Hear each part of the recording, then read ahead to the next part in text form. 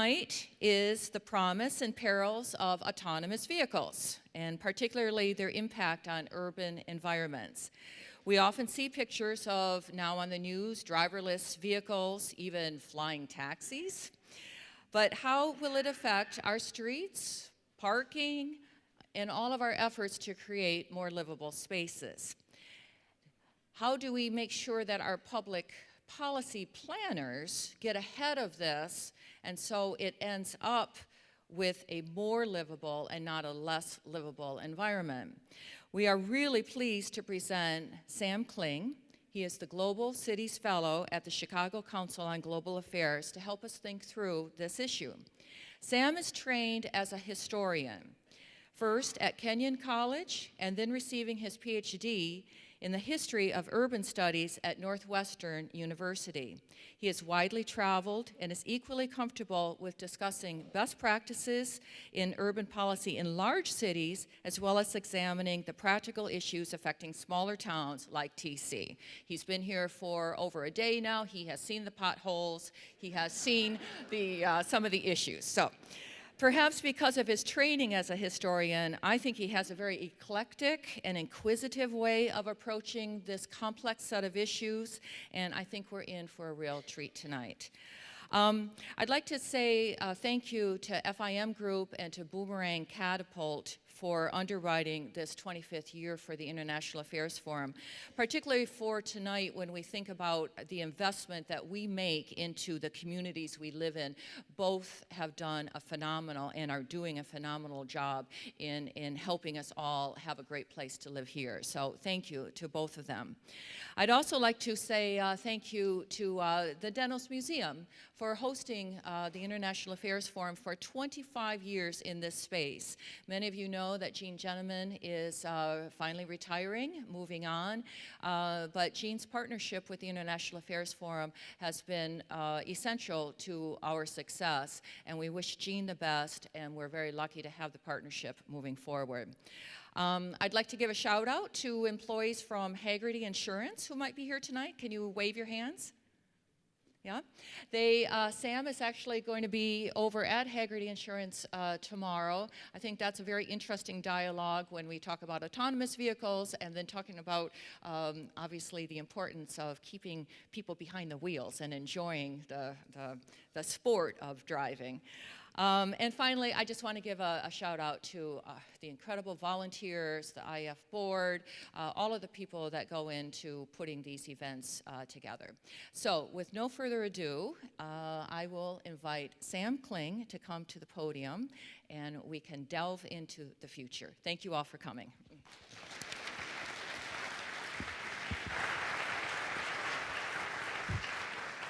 Thanks. Okay. My microphone's working. Thank you, Karen. Thank you, Jack. Thanks to the International Affairs Forum, and thanks to Traverse City. My first time here. It's beautiful. First full day of spring, and it's almost like spring. It's really something. Today I'm going to talk about autonomous vehicles, and I'm going to talk about autonomous vehicles specifically in cities. How are these going to change how we live, how we travel, and the places that we live? So I come at this, as Karen was saying, from kind of a unique perspective, an unusual opportunity, I think, because I'm trained as a historian, yet somehow I have this job where I'm supposed to think about the future. And it's really unusual and sometimes uncomfortable, but we'll see how it goes. Autonomous vehicles. You've been hearing about these driverless cars, AVs, they're called. What are some of the high-level predictions about how these might change our economy and our society? Well, first, Boston Consulting Group says that this will be a $42 billion market by 2025. 2025, that's in 6 years. Maybe you're thinking, okay, $42 billion, that's not that big. Well, you should ask Intel what they think. Intel says that this will be a $7 trillion market by 2050. So that's a lot of money. $7 trillion, that's 10 times the size of the top 10 automakers combined. So this is something that's supposed to be a real economic engine, pun intended. And then finally, what about the societal benefits? Well, the World Economic Forum predicts that there will be $3.1 trillion in societal benefits. What does this mean? This means lives saved from crash prevention, from congestion, and from emissions that won't be spewed into the atmosphere. $3.1 trillion. Any way you look at this, people are expecting this to be a really big transformation. And that's why everyone in the world seems to be making an autonomous vehicle. We have GM with Cruise. We have Waymo, which is owned by Alphabet, which is Google's parent company. Ford, of course, Apple, Volkswagen, Uber, Lyft, and so on, and so on, and so on. I mean, at one point, I tried to make this slide have every company that was working on autonomous vehicles, and my slideshow broke because I couldn't put all of the images in one slide. Everyone's doing it. Oh, there's one more. So with all of these expected good things that are going to happen, the societal benefits, the economic benefits, I want to come in here with a controversial opinion because I think that makes these talks a little more fun. So I'm going to come in here and I'm going to make a bold claim. And here's my bold claim. Autonomous vehicles could be a disaster for cities. And people don't really think about this. They focus on the good stuff. Well, I'm a pessimist, and I want to focus on the bad stuff. And specifically, autonomous vehicles could be a disaster for cities if cities take the same reactive approaches that they've taken to new transportation technology in the past. We're at a crossroads, again, pun intended, and cities can really decide which way to go. So here's how I'm going to structure my talk. First, I want to talk about the promise and the pitfalls. I want to give the other side a fair shake. Explain some of the benefits, how this might change our cities for the better, and then explain some of the pitfalls too. And then the next thing I want to do is I want to take a little historical detour. We'll go in a time machine back to the early 20th century, and we'll talk about how cities responded to cars, and if we've really learned anything since then. And then number 3, I want to close with this big question, which is unresolved, and that is, do we just accommodate new technology and just work to make that work in our cities? Or do we really focus on building better cities and ask how that technology can get us there? So that's my big question. I want you to keep that in the back of your mind as we go forward. Okay, so promise and pitfalls. I figured now's a good time to actually explain what an autonomous vehicle is, in case we don't come in with the same knowledge level.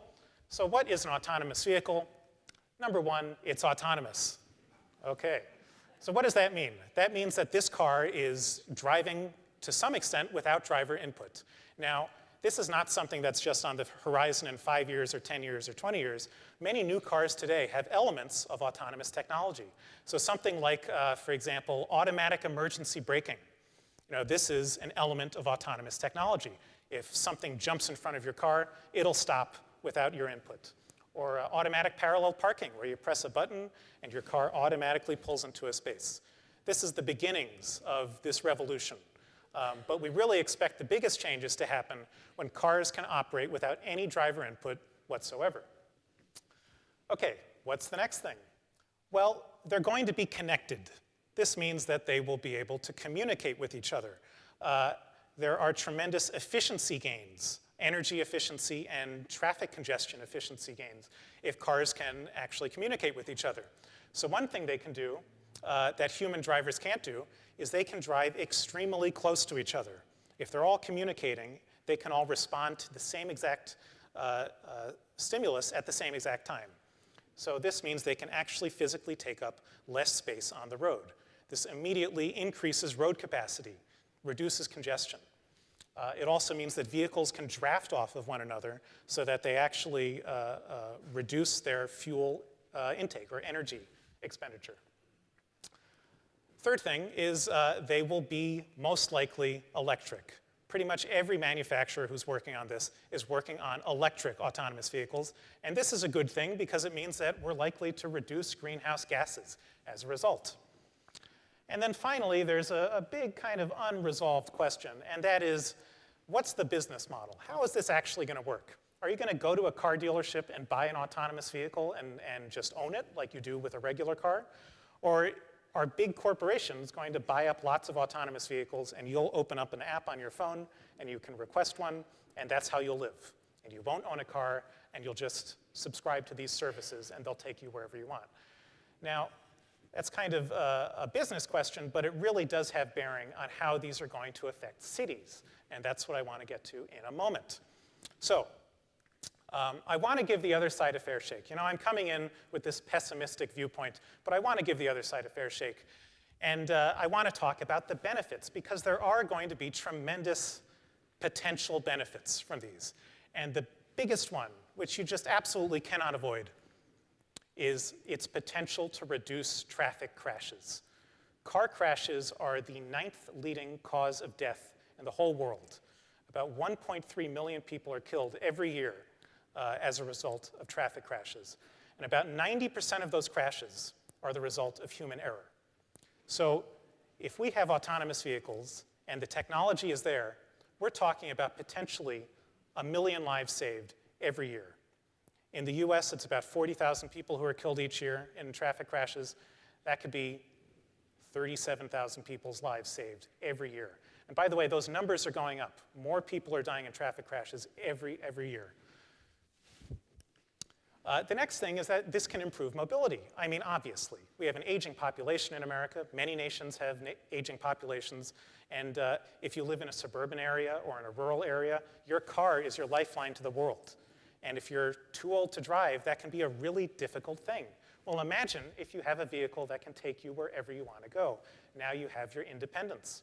Or imagine you live in a city and you're a little too far from the bus stop to actually take it home or to work.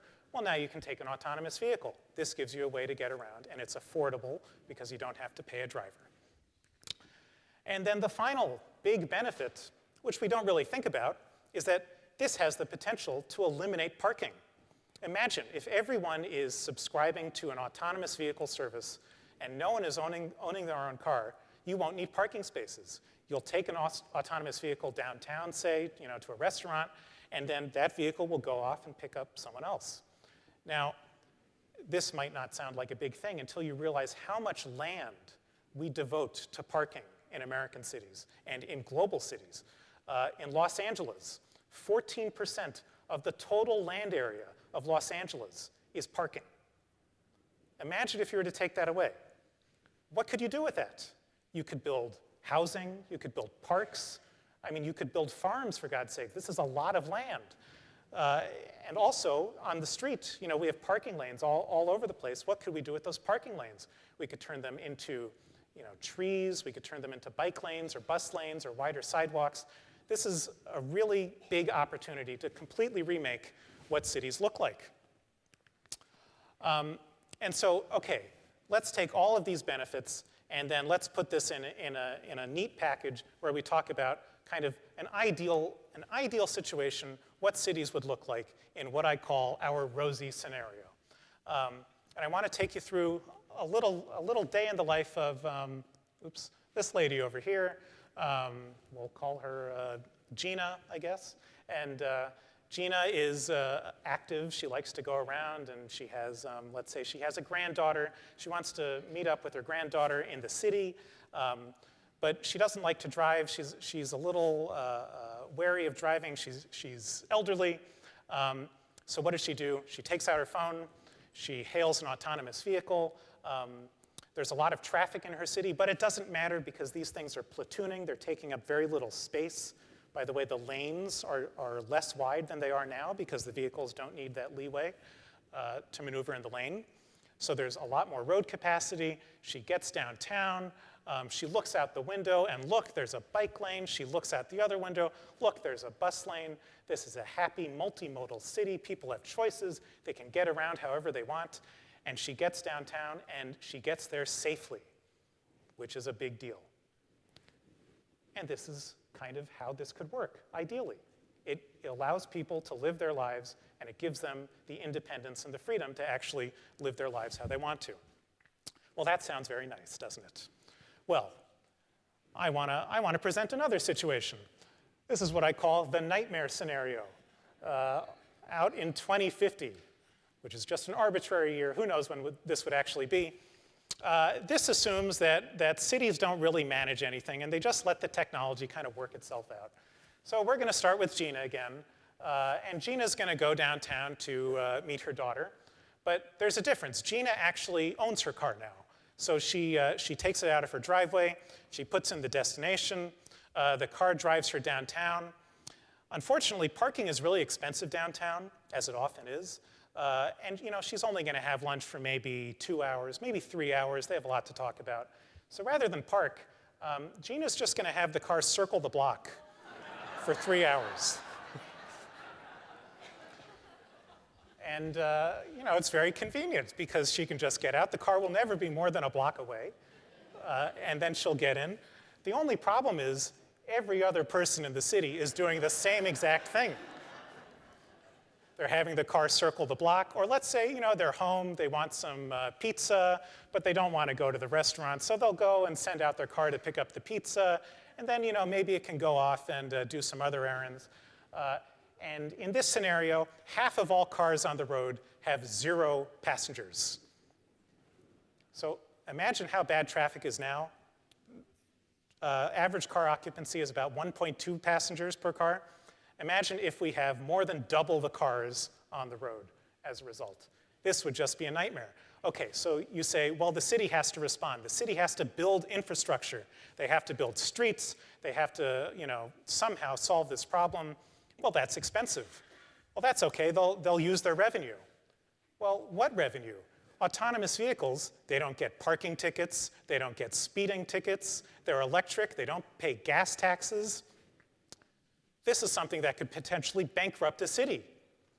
And there's also a tremendous equity component to this, because everyone who can afford an autonomous vehicle is driving around in their autonomous vehicle, and everyone who can't has to take the bus.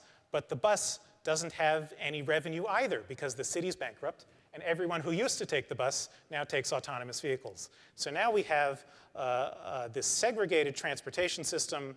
We have the privileged people with their autonomous vehicles, and then we have the less affluent people stuck on the bus with terrible service, and they can't get where they need to go. So this is the nightmare scenario.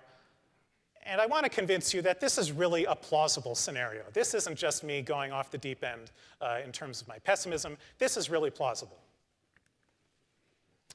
But the fact is, this is all speculation. When we're talking about the future, decades to come, it's all speculation. No one really knows what's going to happen. And this big question of how should we approach this new technology remains unanswered. It's very hard to ground this conversation because it's so speculative. No one knows what's going to happen. But thankfully, we have a tool. And that tool is history, because this is not the first time we faced transformational new transportation technologies in cities. And we can look at the past, and we can see how cities responded to previous technologies, learned from their mistakes, and see what they did right. So that's what I want to do for the next few minutes. Just take a little trip back in time and look at how cities responded to the first big transformational transportation technology of the 20th century, and that is the automobile. And I want to talk about specifically how the automobile changed our idea of the street. Now, when we think of streets today, we take a lot of things for granted. What's a street for? Does anyone want to shout out what is a street for? It's for traffic. It's for moving. Yes, that's exactly right. And if I were to press you further, I'll bet you would say the street's for driving. I mean, how do you get around in a car except on the street? That's the way you do it. Well, let's go back 100 years. I want to show you this video. This is an amazing video. Someone put a camera on the front of a streetcar in San Francisco in 1906, just 3 days before the earthquake there, actually. And this shows you how people use the street. And compare this to how people use the street today. You might find it interesting. So here we have every different traffic type you can possibly imagine. There are cars, there are streetcars, there are horses, there are bicycles, there are pedestrians. The thing to the thing to realize here is that there are literally no rules. There are no regulations. There's no such thing as a stoplight. There's no such thing as a stop sign. The only rule is a custom. It's not even legal. The only rule is try to keep to the right. And you see they don't really do a great job at that. And so these pedestrians here, they're waiting for streetcars. If you watch this video, if you have time, it's 12 minutes long, the whole thing, but it's like really fascinating because you'll see people just walk into the middle of the street and they'll talk to someone and then they'll turn back and go to the sidewalk. This street isn't just a street, it's a public space, you know? People are just hanging out. You have children who are riding their bikes for fun. You have people who are traveling in various modes. No mode is prioritized over any other. You know, the car doesn't have any right more than the pedestrian. It's completely chaotic, and somehow it works. And the reason it works is because everyone's going pretty much 10 miles an hour. You can't go any faster. And this worked for a time. This worked really up until about 1910. What happened in about 1910 was cities were booming. Industry was going gangbusters. Populations were exploding thanks to industrialization. And as a result, you had situations where traffic literally could not move. And no place was more famous for this than Chicago. This is Randolph and Dearborn Streets in Chicago, which is just 2 blocks from my office, actually. And you can see this is just completely impossible. It's an economic problem at this point because people can't get to where they need to go. This was known as the busiest corner in the world. It was world famous. People would come to Chicago, they would buy postcards of this corner, and they would send them to their friends and family back home. And this is what it was like. And it was just disorder. It was complete chaos. It did not work at all. It was so bad that the city leaders of Chicago came together in 1908, 1909, and they decided they had to do something about this.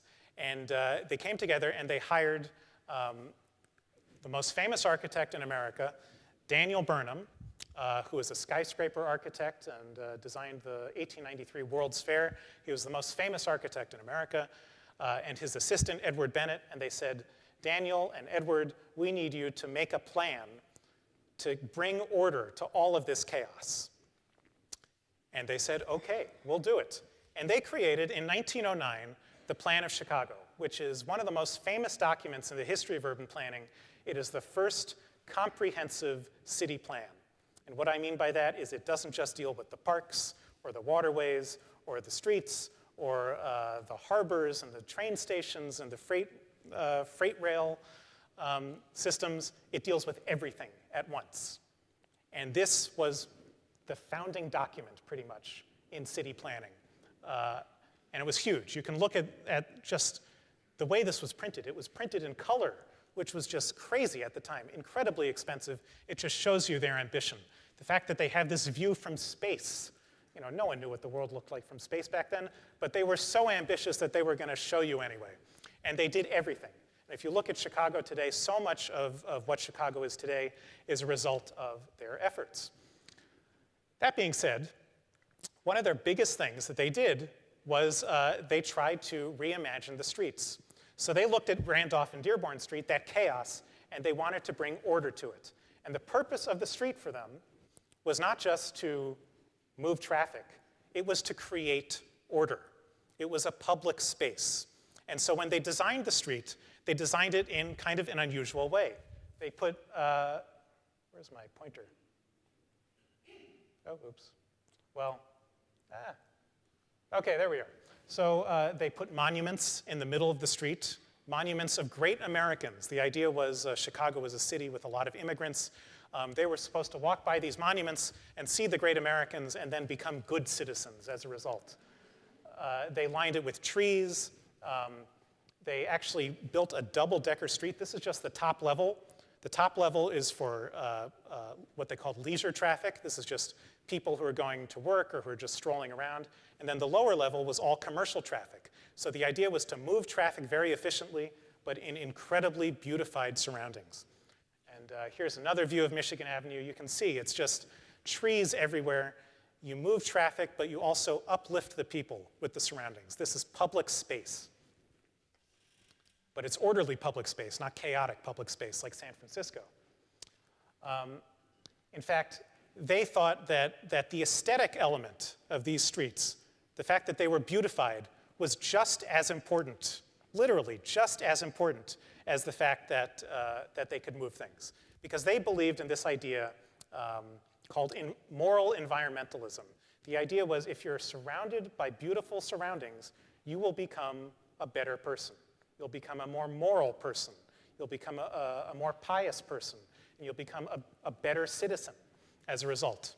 So they thought it was very important, for example, that the street system be symmetrical. Chicago's street system was only a little symmetrical back then. They wanted to make it completely symmetrical. Well, you might be asking, who cares if a street system is symmetrical? I'll tell you who cares. Daniel Burnham cares. Here's what he said. To create a great cross avenue without utilizing the element of symmetry would be a crime against good taste that could never be atoned for. It is inconceivable that any people would permit such a barbarism. Of course, I know you would never permit such a barbarism, but Chicagoans back then. Anyway, and right at the center of this, you see where all the streets come to a point. He wanted to make a grand statement of civic pride, and that was this giant city hall, which would have been the tallest building in the world if it was built. It would have been 400 feet tall, which is huge. I mean, look at the dome on that thing. It's enormous. Okay, so what happens? He comes up with this great plan. They publish it. It's incredibly popular, and they start building things like gangbusters. They build Michigan Avenue. They build the parks. They build all sorts of improvements. It's an incredibly successful effort. The city endorses it. They create a body to actually implement it, and it's really successful. Oops. But then something happens, and something happens really quickly. And in the late teens, cars just overwhelm city streets. And they overwhelm city streets in a way that planners just can't deal with.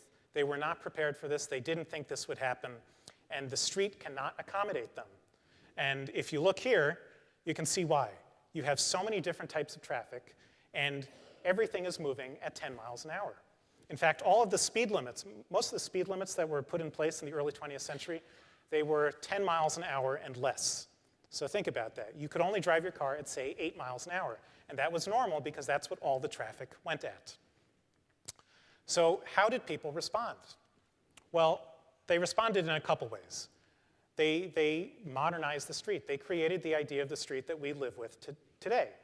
They invented the stoplight. In the 1920s, a Chicago taxi company created the first electric stoplight.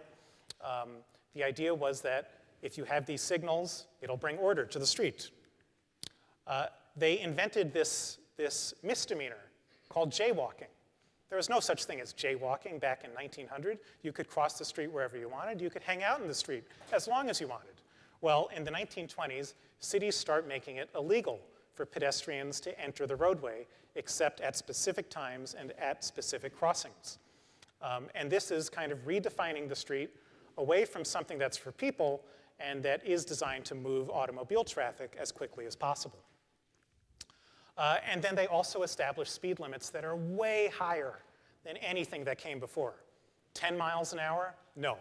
We're talking 35 miles an hour, 45 miles an hour. What does that mean? It means you'd have to be crazy to be walking down the street when cars are going 45 miles an hour. That's really scary. But the idea, again, is to kind of ease the traffic problems, and ease the traffic problems by making it easier for cars to travel. Some of these things were really necessary. I mean, it's hard to imagine what our streets would look like without stoplights and some kind of rules on how to use the streets. The thing is, the planners got in this mindset, which was just to react. Everything they did could not solve the problem because more cars were coming onto the road every day. And they found this strange phenomenon, which was as they built more infrastructure for cars, more people would drive because they would look at the road and they would see, oh, there's a brand new road, I'm going to buy a car. And so they created this vicious cycle where they would build the infrastructure, more people would drive, then they would have to build more infrastructure, and then more people would drive, and they couldn't get out of this problem. So what happened to Michigan Avenue when it was actually built? Do we have these beautified streets and statues and trees and all that? No, this is actually what it looked like. Just complete asphalt, only cars. It was really ugly. If you go to Chicago today, Michigan Avenue is beautiful, but they only did that in the 60s. The Civic Center, remember this thing? The beautiful city hall, 400 feet tall. Whatever happened to that? Did they build that? No, they did not. Instead, they built a highway interchange right on the spot of the Civic Center, which I think is kind of poetic. It takes Daniel Burnham's ideas of his civic ideals and the ideals of the street as public space, and replaces them with the street as a tool for cars. This was the beginning of the kind of reactive approach to automobiles that, again, at first accomplished really important things, but quickly went off the deep end. Nearly every city in America and a lot of cities in Europe and Asia built really expensive freeways that demolished the downtowns of cities. These were freeways that were designed to remove people from cities rather than to strengthen cities. So here we have Detroit. And this is something that still goes on today. This is Dubai, which is, this is a brand new city. Why should there be such a traffic problem? It's because they adopted the American model of transportation planning. And this is the way you get around in Dubai. And it has horrible, horrible traffic. OK, so what's my point in going through the history of this stuff? My point is that we have a couple questions that we can ask when we're thinking about autonomous vehicles and the potential transformations that they can bring. The first question we can ask is, how can we accommodate this technology? That's the question that planners asked when the automobile came on city streets. And I think we see the results. Or we can ask a different question, a more holistic question, the type of question that I think Daniel Burnham was trying to ask in his own way, which is, what kind of city do we want to live in? And how can autonomous vehicles help us get there? And I want to explore that just very briefly, what this might look like in a practical sense. Well, first of all, we have the accommodating technology idea. Of course, that would be more and more roads, because autonomous vehicles are predicted to increase the amount of traffic. If we just accommodate that traffic, it'll require us to build more infrastructure, which will create more traffic, which will then require us to build more infrastructure. And we'll get things like this, which is the Katy Expressway in Houston, Texas, which is 22 lanes wide. But if we think holistically, if we think of autonomous vehicles as part of a larger transportation network, and if we think of them as part of a larger city, we come to different conclusions. We can see these as something that brings tremendous possibility to rethink how our cities actually work, thanks to their new technologies. What could they do? Well, it allows us to remove parking and to shrink lanes. That creates more space for pedestrians, for trees, for buses, for bikes, whatever you want. It creates more space for people however they want to use it. The other opportunity it brings is it allows people to use what I call right-sized vehicles. So if you have, if Amazon.com is delivering a USB cable, for example, to your neighborhood, maybe they don't have to send it out on an 18-wheeler. Maybe they can send it out on a small autonomous vehicle that can travel on the sidewalk at 3 miles an hour or in a bike lane at 12 miles an hour. This is obviously much more energy efficient, and it also reduces the scale, so things are more people-centric. We could turn all of this excess space over to pedestrians, buses, bikes, and trees, and we can also give people options. If you want to drive a car, great. If you want to drive an autonomous car, great. But if you want to walk, that's also great. And if you want to bike, that's also great. We can allow for this by designing our streets properly. And finally, I think this calls for us to rethink of streets as public space. Not just the highways that are designed to accommodate car traffic, but as places where people meet, where social interactions happen, where those little fleeting things that make living in a town or a city fun and rewarding and interesting all of those things happen on the street, and we can design our streets to encourage that. So that means taking something like this, which is, I think, a fairly typical urban street. This is Atlanta. And we could do this. And we can do this thanks to the technological capabilities of autonomous vehicles. But we can do it only if we choose to do it. And that's it. Thank you very much.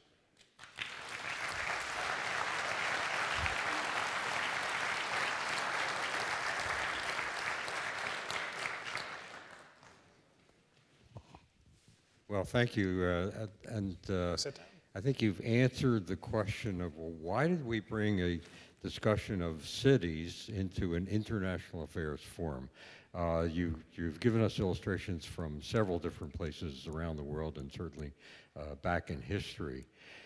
I guess the question to just open up the questioning, and there will be microphones available for everyone, and they're out there, so just raise your hand.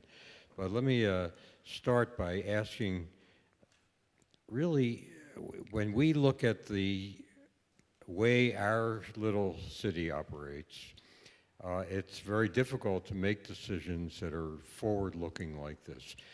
Have you seen an example anywhere in the United States, let's say, or somewhere else in the world, where people have said, whoa, you know, this is a huge transformative technology, and we have to start thinking about it, and this is how we're going to start that process?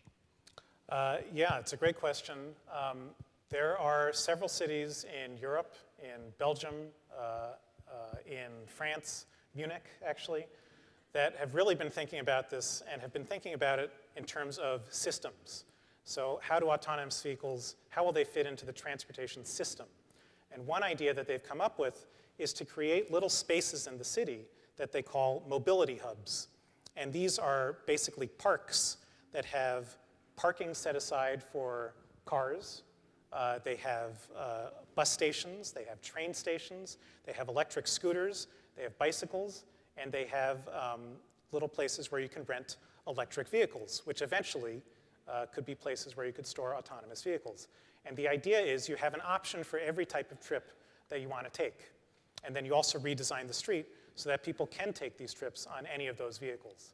And so that means once autonomous vehicles come around, they have a little paradigm that they can fit into. You know, they're integrated into the street network as a result. That's an interesting example. We lived in the Netherlands, as most of you know, for quite a while. And in the 1960s, the government was going to expand all the highways because of highway congestion. And the students lay down in these highways and wouldn't let them do it. And they passed a law that said for every new construction of a street that occurs in the Netherlands, you have to build separate bike lanes. So you would rebuild a block, and there would be bike lanes that led nowhere for about 40 years. And then they said, you know what, now we can connect them all together, and you can ride from one end of the Netherlands to the other on your bike and never go into the traffic. So it requires this kind of forward-looking approach that you're talking about. How about questions from the audience now? Okay. How about you? Microphones are moving. Oh, there's a microphone. Yeah, we need Sorry. a microphone. I didn't mean to intrude. Yes. One of the projections regarding this is the phenomenon of shared mobility, where it's already been planned out that within 2 minutes after you call, your car will arrive and pick you up and take you where you want to go. And that projection says that we'll need 1/6 of the cars necessary for a given population, which will solve the problem that you talk about having too many cars on our roads. And this is projected to occur by 2030. And also to save the driver $5,000 a year in cost. Yeah, so that's exactly right, that if we adopt this shared mobility paradigm, so if autonomous vehicles are things that you hail with an app, then everyone predicts that will decrease the number of vehicles in use. But it will actually increase the amount that each of those vehicles travel. So if you look overall, there will be fewer cars in America or in a city or in any country, but they'll be driving a lot more. So there will actually be more traffic as a result. That's what, there's a study out of UT Austin that came to this conclusion, that it would be a pretty dramatic rise in the amount of traffic on the road. Okay, I have sort of from a different perspective. First of all, this is all from a large city perspective where you've got lots of traffic moving only around in that large city. How would you take care of smaller towns where people live, 5 miles out of town on a country road and things like that, where you're not only within the city, or even if you're in a big city, how do you get out of the big city and go somewhere? So what's the perspective of movement in smaller areas where it's not highly densified like a central city? Also, how does these autonomous vehicles handle conditions like we have, where we have large potholes, we have snow, where you can't see the edges of our lines and roads. Sometimes you can't even see where the road is. So how are you going to have an autonomous vehicle be able to safely drive down this type of road? Or you are on a dirt road or a gravel road or something that's not a nice paved city road. How are these vehicles going to handle situations like that? It's a really important question. And a lot of the publicity we get from the manufacturers and the people who are working on this software is very, these things are just around the corner, everything's working out just fine. Well, it turns out that it's a lot easier to drive an autonomous vehicle without driver input on a sunny day with a clear, smooth road with well-marked lanes and all of that. It's a lot easier to do that than to drive even at night, or in bad weather conditions. And that's really where the difficulty, the technological difficulty lies. Also bad weather conditions, but also when you have all sorts of street users, like pedestrians and cyclists who do things that are, kind of especially unpredictable for a machine. Where humans might be able to read a situation better, a machine can't do it so well. I think it's telling that most of the testing that's going on, it's not going on in Manhattan. It's going on in Chandler, Arizona, which is a place that was kind of designed for cars, has big, wide lanes. The weather's always nice because it's easier to test there. So it remains to be seen. It's the big technological question. As for the small cities, I think a place like Traverse City has a real opportunity here because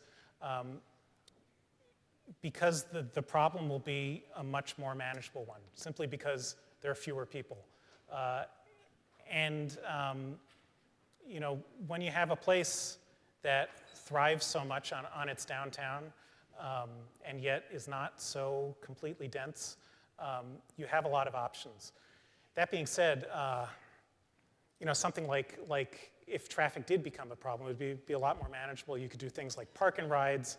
You could allow for little shuttles. People would park outside of downtown. Little shuttles would take people around. It is a different set of questions, but I think the overall picture is kind of the same. Parking demand will probably be reduced. People will still be able to get around using autonomous vehicles, hailing them. Yeah, I think it'll be similar problems on a smaller scale.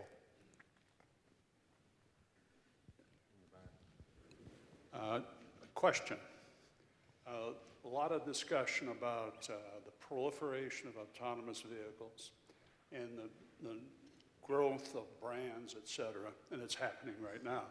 I haven't heard any discussion of the way of, let's talk about standardization of regulations, et cetera, so these vehicles can talk to each other. Mm-hmm.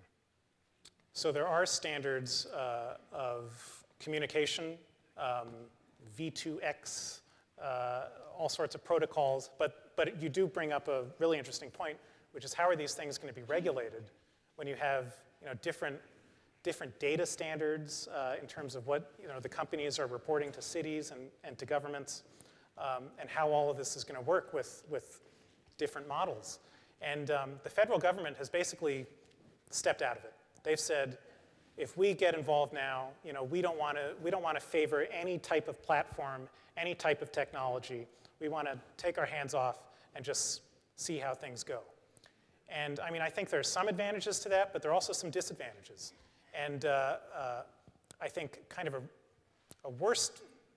a bad case scenario is what's going on in Texas, where Texas actually passed a law that says communities are not allowed to make any kind of regulations with regard to autonomous vehicles, which really takes away local control. And I can see why that might be a good thing for industry, but it might not be a great thing for people who live in communities whose needs are very different from one another. Excuse me.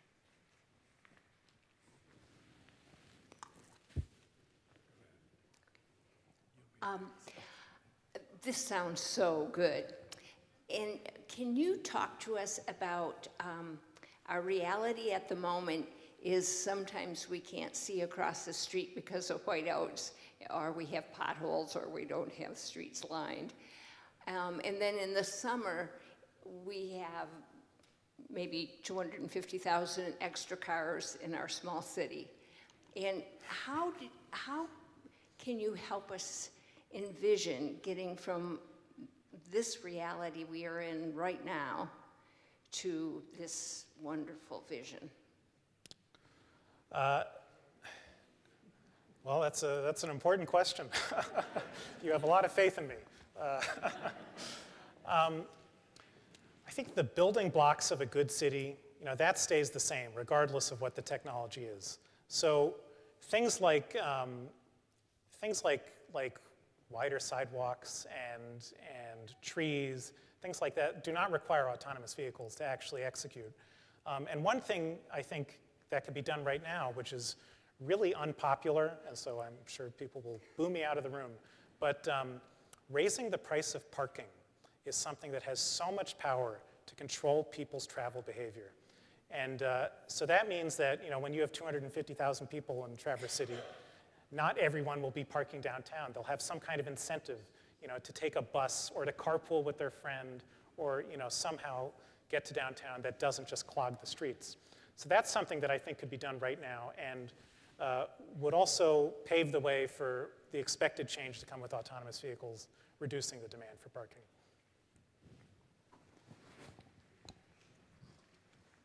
Yeah, I have two questions. Whoa, I have two questions. One would be, if these cars are electric, where are these cars going to go on their downtime? Because they got to get charged up somewhere. And my other question would be, are we talking about the cars, human-driven cars, mixing with these cars? Or are they going to be totally separate? Or how's that going to work? Well, it remains to be seen. What was your first question? The first question is, where are these electric vehicles going to go recharge at? So with that, a lot of people are saying, the most economically efficient way to do it would be to have some kind of big facility well outside of the city where real estate values are really cheap. And they Huge parking lot then.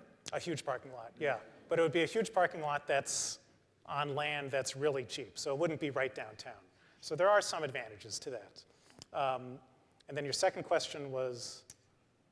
Are we going to have human drivers mixing in with autonomous Sorry, cars? completely memory failure. Yeah, I mean, this is a very long process. So it's not like we're going to wake up one day and human cars are going to be banned. Maybe that'll happen in 50 or 75 years, but that's definitely not on the immediate horizon. So yeah, these vehicles are going to have to interact with human drivers. And they're being tested right now in traffic. So they're being tested to actually learn how human drivers drive and to be able to interact with them. That being said, I think it's likely when they are first introduced that cities have probably dedicated infrastructure. They might have an autonomous vehicle lane, just to make sure that these things are safe and that they have all of the infrastructure required for them to operate as well as they can.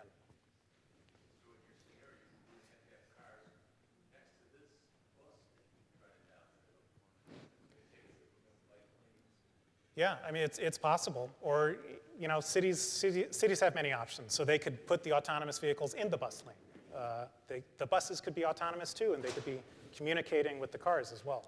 So, yeah. Excuse me. there's a lot of activity right now in the Traverse City area about a bypass that would go around the city. A lot of ways to take a look at this and consider it.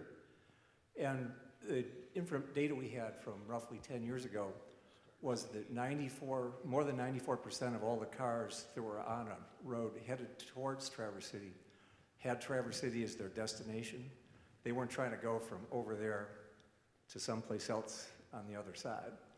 So if you fix these roads up, really it's sort of a backward-facing strategy, because all you're potentially doing is making it easier for more cars to come into the city. So there's work to try to shift that view a little bit. Now, among smaller cities, 3 to 4 years ago, numerous times in the summer in Aspen, Colorado, where they're busier in the summer than in the winter, they completely ran out of parking spaces, 100% full. They got cars driving around, people parking in driveways, you name it. So they set the goal of not exceeding 85% capacity under pretty much normal circumstances. And from that, they calculated that what they had to do was to take 800 cars off the roads. So they went to ride share, bikes, scooters, et cetera, et cetera. And it's work, they're making progress, they're getting there. But in looking around here in various study groups, we haven't found a lot of other smaller places. I mean, you talked about this, but are there any others that you know of that have, Vancouver is doing well on a big scale. Any other smaller, medium cities you can point to? Because examples are great in trying to change the attitude and the viewpoint of the planning forces that be around here. Santa Monica, California. That's one place that has really been forced to be a leader on this, because that's where the electric scooter fad started.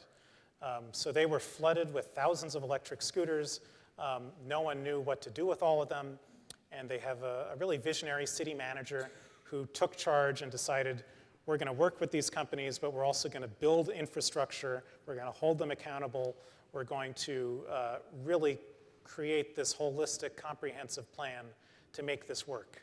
And they've done a pretty good job of it. And they've pioneered new types of infrastructure, too, to accommodate all of these new modes.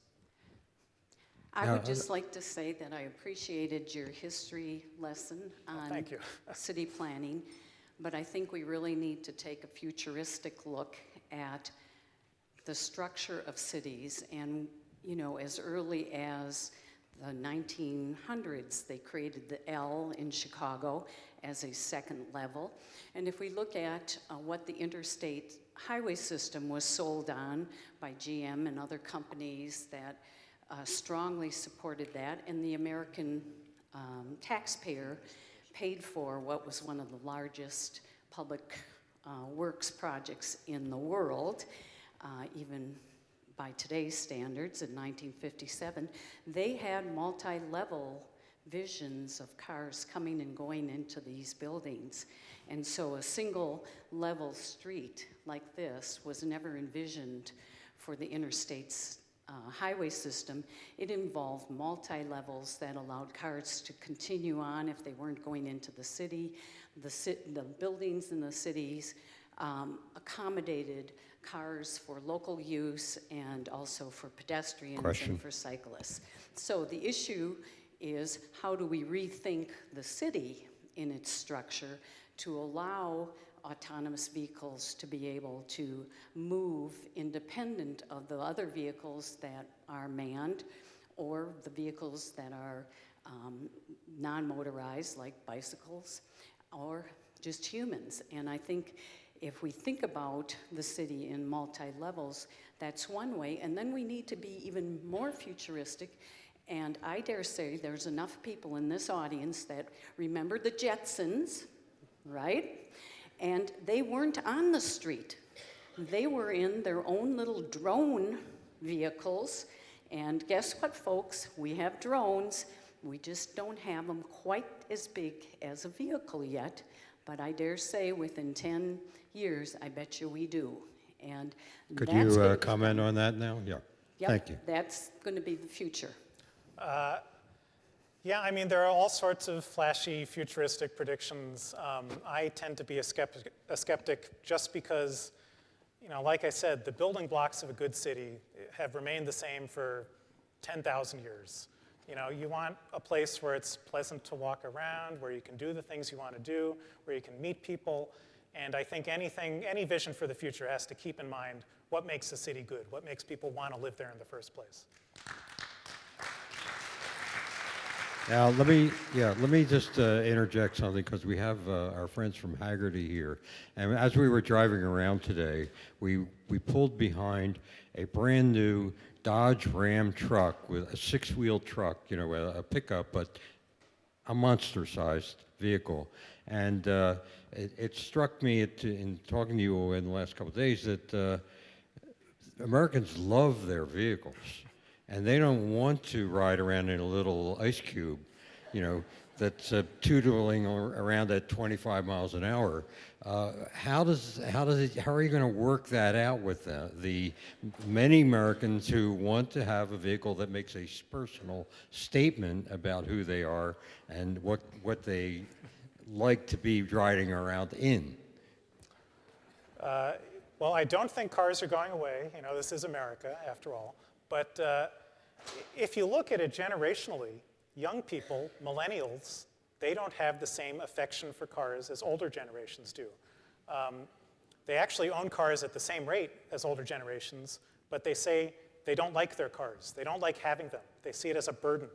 You know, they would much rather pick up their phone and order an Uber. It gives them all the freedom without the responsibility of owning a car. So I think it's a cultural attitude, and it's going to change. My little brother, he doesn't have a driver's license. He's 23 years old, and he doesn't want a driver's license. And he doesn't even live in, you know, Manhattan. He lives in Minneapolis, which is, you know, not the densest city in the world, but he gets around just fine. And a lot of his friends are in the same position.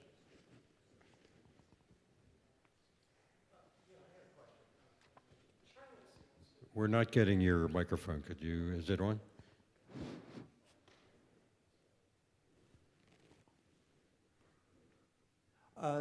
Something that hasn't come up yet, but it's kind of a big issue, and that is China. China seems to be driving nearly the lion's share of electric car development, and along with that goes autonomous vehicle driving. And certainly Chinese government has been at the forefront, for better or worse, of civic planning, shall we say. And I'm just wondering, are you aware of or seeing anything coming out of China that kind of adapts their cities to where their vision is of what they want to see the future to be like? Yeah, it's a good question. So one thing that, I mean, there are a couple areas with regard to China that I think are interesting. One is their leadership on electric public transit vehicles, buses in particular.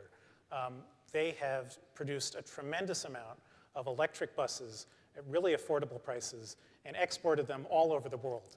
And I saw a study today that said that this actually has made a measurable impact in the carbon emissions from all transportation. This is such a huge sector, buses. So that's one thing that I think is really interesting and a good thing overall for the world. The other thing is, as we move forward, I think China is probably going to be really at the forefront of this. And that's because, well, first of all, they have a government that can do whatever it wants.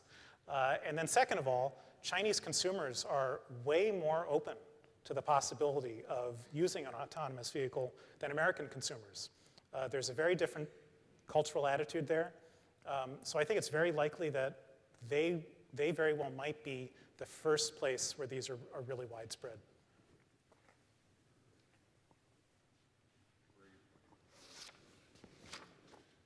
I see we have to make changes on roads and cars or vehicles and what have you.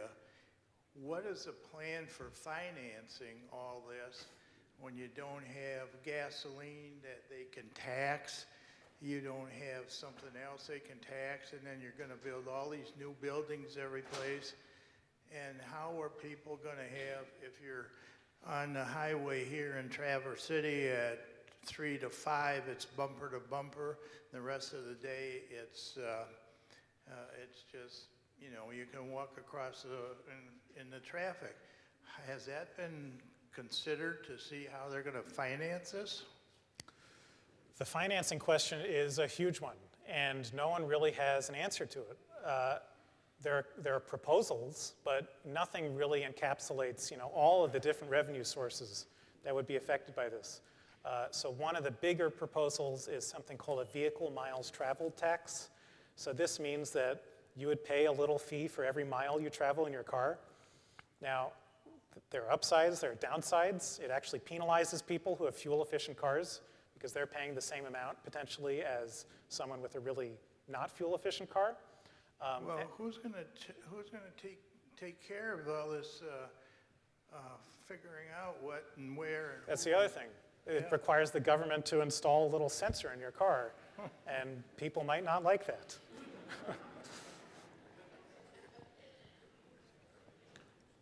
Hello, my name is Tom. I'd just like to assure everyone that a driverless car can operate along with the cars we have on the road today. Because I rode in one on US 31 between here and Elk Rapids, back and forth. The only thing we avoided I rode in one today, and that they were somebody in it, but they were definitely not driving it. Yeah. The only thing that we don't have here, because we have good lines on some of our roads, it really is required to have the good road paint. But the next step, I think, is traffic lights. Can you talk about that? Traffic lights and traffic signals, it's another area that I've heard various things about. So I was talking to someone who's working on this, actually, and his team, or his colleague's team, discovered that if you put reflective tape, I think like duct tape, on a stop sign in a certain pattern, you can trick the sensors on an autonomous vehicle into thinking it's a 45 mph sign. So that would obviously be very bad. And the way I've heard people in the industry describe it is the way you get around this is you have multiple types of sensors that are detecting things in different ways and then have to match up with each other. Redundancy, almost like an airplane. So that obviously raises the cost, but it adds in a layer of protection and safety that I think everyone wants.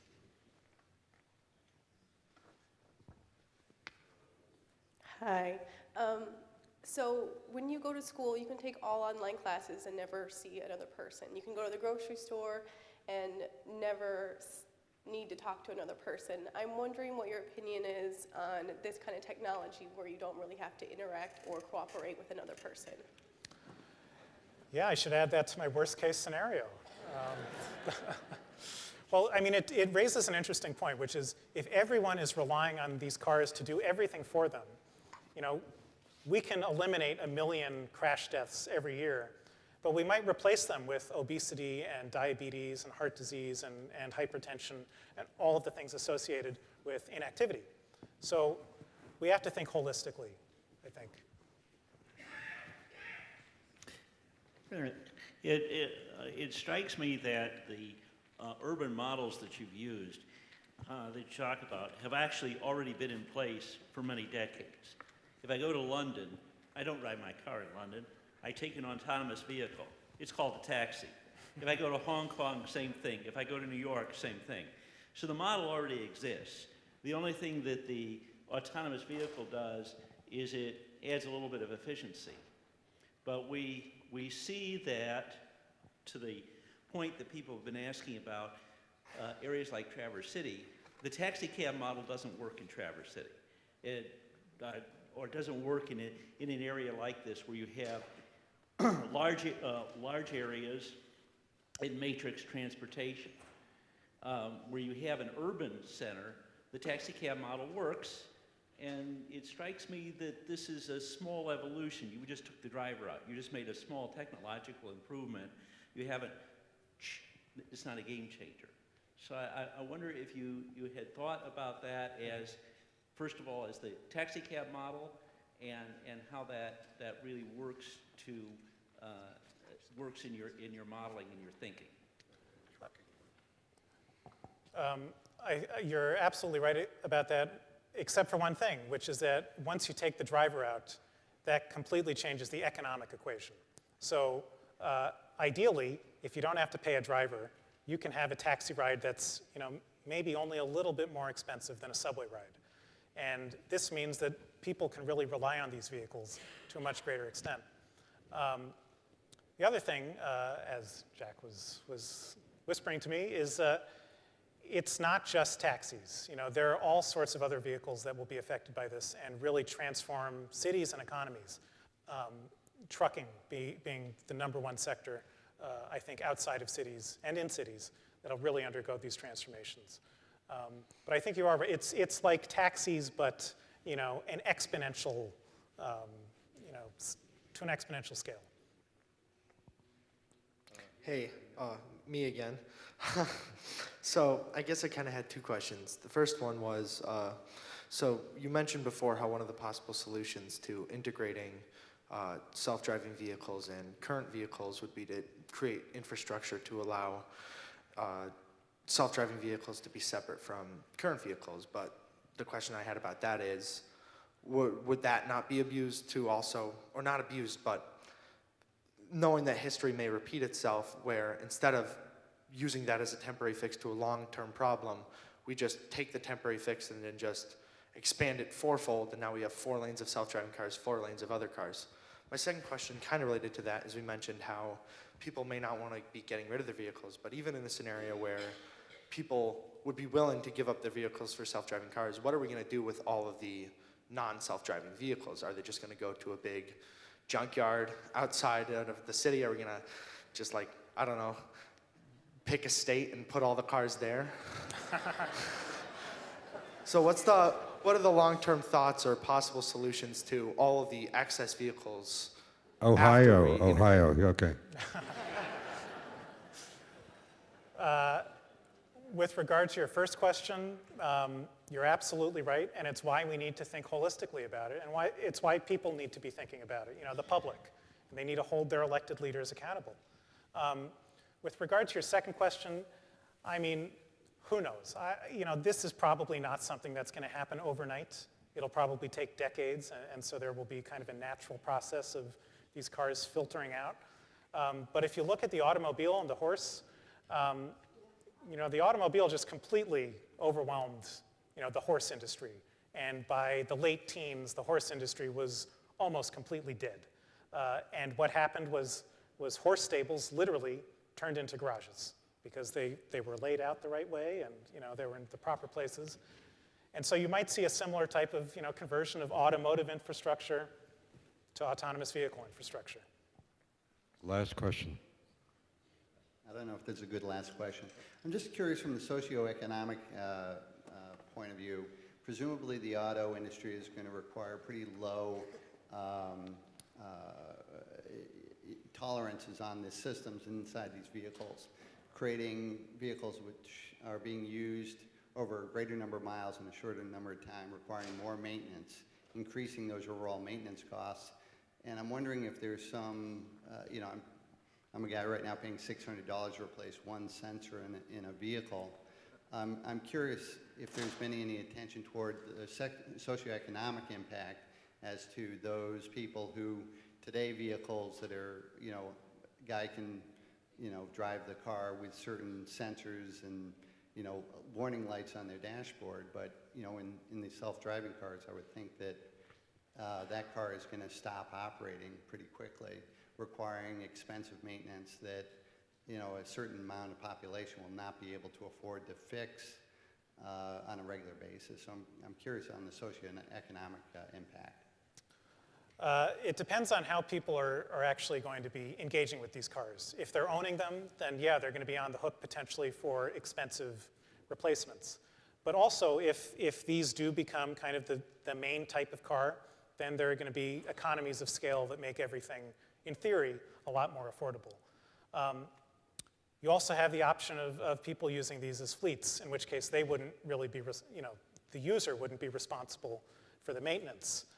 The company operating the fleet would.